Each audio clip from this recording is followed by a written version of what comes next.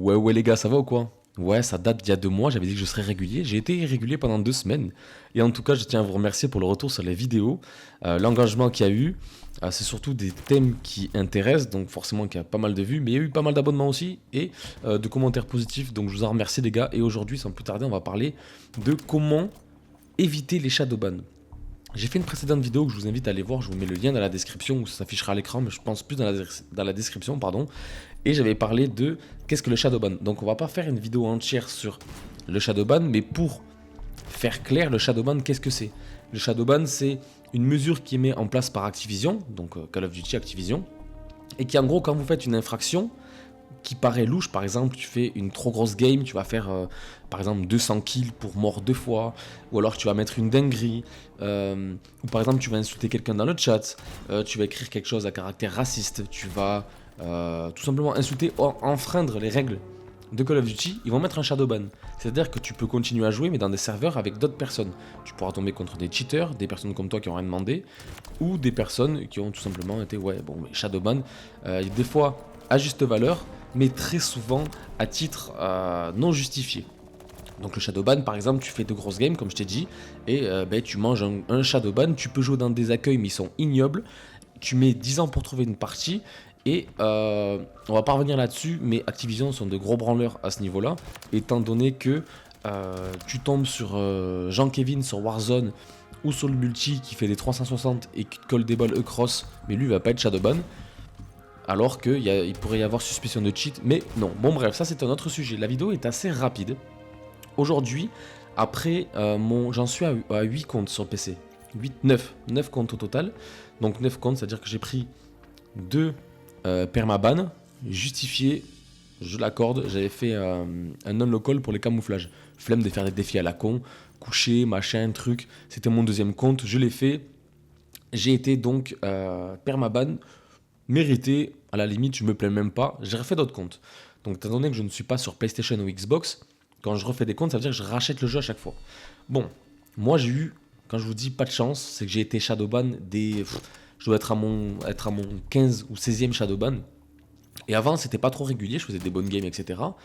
Et après, ce qui s'est passé, c'est tout simplement que ça devenait vraiment récurrent. C'est-à-dire que je prenais le compte, je faisais 48 heures de jeu, j'étais shadowban.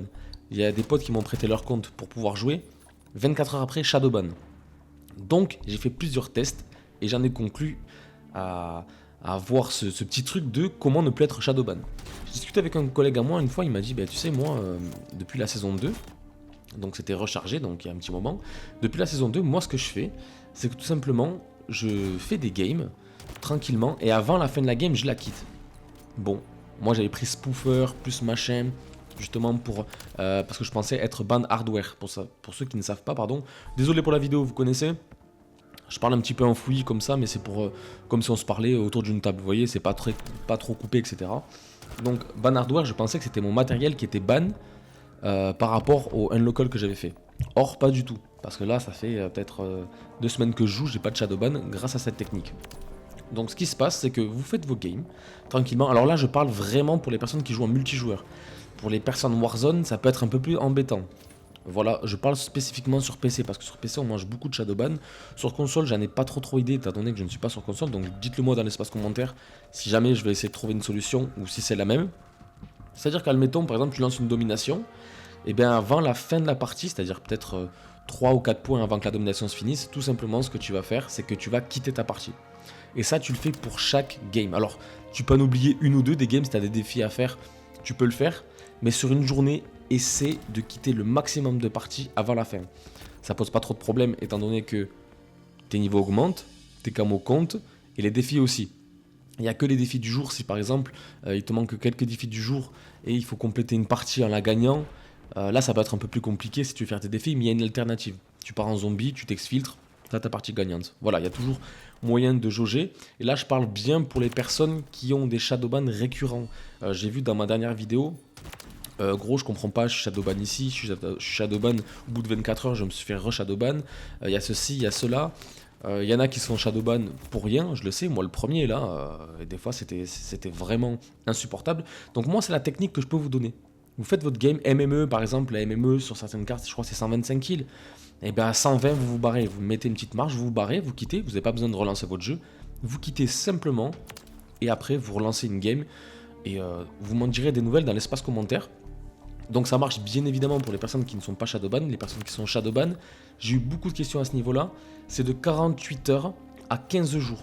En gros, votre profil étant qu'on appelle ça en suspicion de hack ou de quoi que ce soit, il regarde et derrière, s'il voit qu'il n'y a rien, vous rétablissez votre compte, vous pouvez jouer.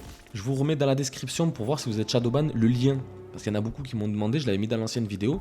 Vous cliquez sur le lien, vous rentrez votre truc Activision, votre email, votre mot de passe, votre machin, et vous regardez si vous êtes Shadowban ou pas. De toute façon, c'est pas très compliqué quand tu recherches des parties, que tu as plus de 90 ping MS, quand tu cherches une game, c'est que tu es Shadowban. Enfin bref les gars, c'était Clyde, on va se retrouver très prochainement, enfin je pense, pour une prochaine vidéo. N'oublie pas le petit like ou le dislike, c'est toi qui vois, petit abonnement, ça fait plaisir les gars, et on se retrouve à la fois prochaine. Allez, ciao tout le monde.